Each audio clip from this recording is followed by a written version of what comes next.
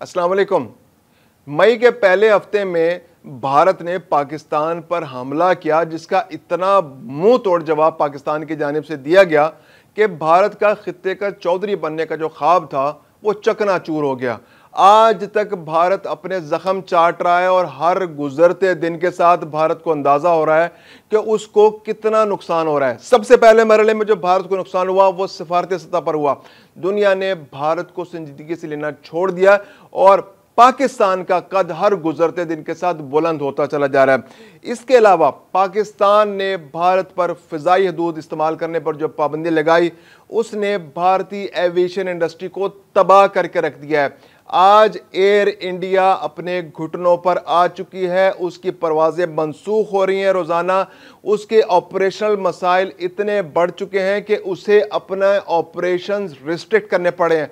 हर रोज 5 से 6 परवाजें मुअत्तल करनी पड़ रही हैं, जहाजों को ग्राउंड करना पड़ा है और इस वक्त उसका ऑपरेशन स्क्वीज होते हुए कम होता चला जा चुका है।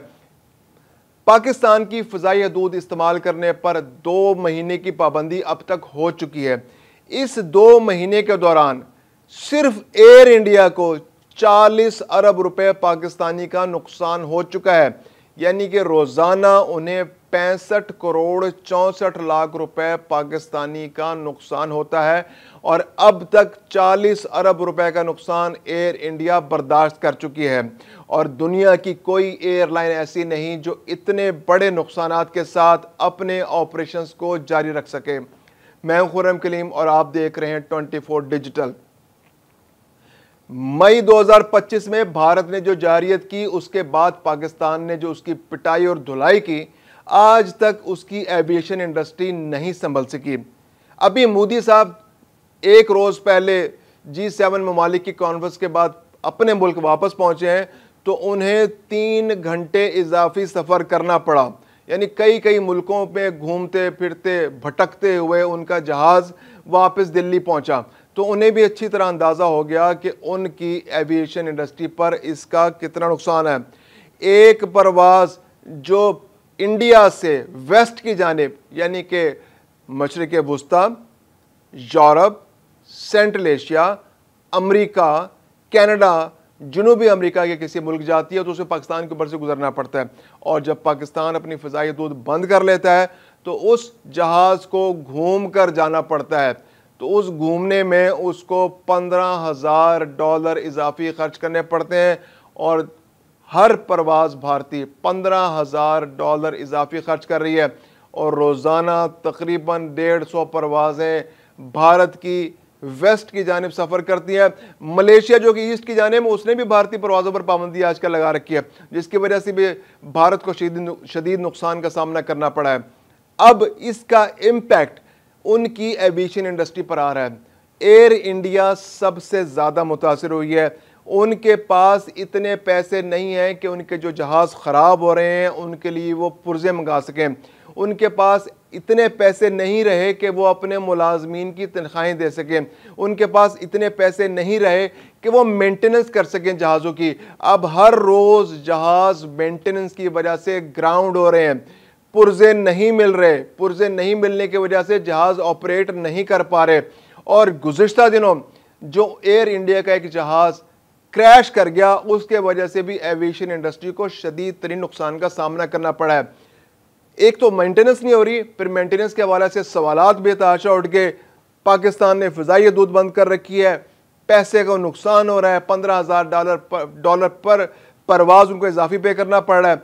और अब एक सवाल उठा कि अब एयर इंडिया के जहाज इस काबिल नहीं है कि वो ऑपरेट कर सके, तो उनके मेंटेनेंस को लेकर बहुत ज़्यादा स्क्रूटनी हो रही है। अब हर जहाज़ को ज़मीन पर उतारा जा रहा है और उसको इंटरनेशनल लेवल पर परखने की कोशिश की जा रही है कि अब वाकई ये जहाज़ उड़ने के काबिल है। और अब जो इतना बड़ा हादसा जिसमें तकरीबन 300 लोग जान से गए, उसके बाद हर जहाज़ के लिए मेंटेनेंस को जो है ना इंश्योर करना लाजमी हो गया।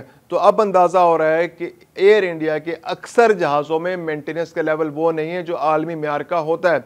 इसके लिए अब पुर्जों की ज़रूरत है, इसके लिए बेहतरीन से बेहतरीन ह्यूमन रिसोर्स की ज़रूरत है, इसके लिए बेहतरीन इंटरनेशनल आपको सपोर्ट की ज़रूरत है। जिन इलाकों से आपने, जिन मुल्कों से जहाज़ ले रखे हैं, उनसे आपको सपोर्ट मिले, पुर्जे मिले, असिस्टेंस मिले।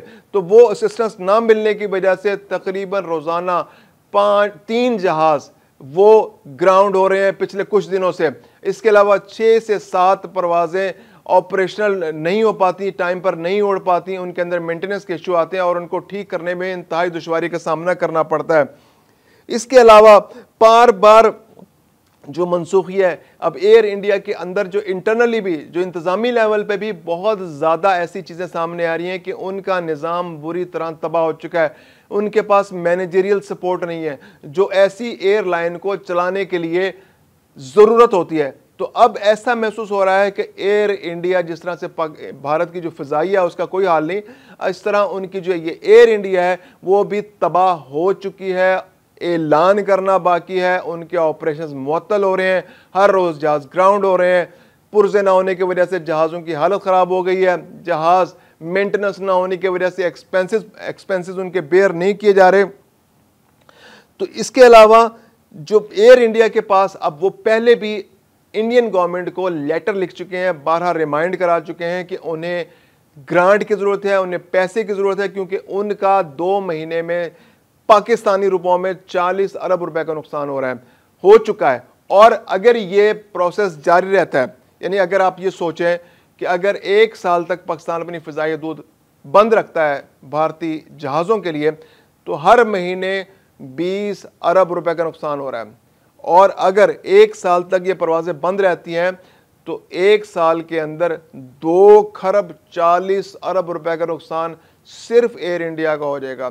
तो एयर इंडिया का तो क्रियाक्रम तकरीबन हो चुका है, बस उसका ऐलान होना बाकी है। और अगर भारत ने पाकिस्तान के साथ खुशामद करके या अपने फ़िज़ाई हदूद ना खुलवाई और अपनी गलती का इतराफ़ ना किया, तो उसको कम से कम एयर इंडिया से तो हाथ धोना पड़ जाएगा। मैं हूं खुर्रम कलीम और आप देख रहे हैं 24 डिजिटल।